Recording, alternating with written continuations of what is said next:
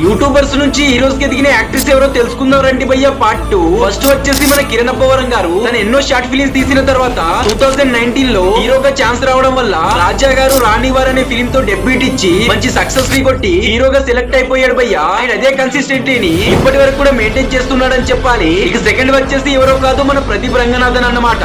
మనోడు IT job ని వదిలేసి యాడ్స్ అండ్ యూట్యూబ్ లో షార్ట్ ఫిలిమ్స్ చాలానే చేశాడు. అండ్ మనోడి పేరు మీద యూట్యూబ్ లో ఛానల్ కూడా ఉందని చెప్పాలి. ఇక తను 2019 లో కోమలి అనే ఫిలిం ని డైరెక్ట్ చేసి మంచి రెస్పాన్స్ తెచ్చుకున్న తర్వాత 2022 లో లవ్ టుడే ఫిలిం తో డెబ్యూట్ ఇచ్చి బ్లాక్ బస్టర్ హిట్ అయితే కొట్టి 100 కోట్ల సినిమాని తన ఖాతాలో వేసుకుని హీరోగా సెలెక్ట్ అయిపోయాడని చెప్పాలి భయ్య.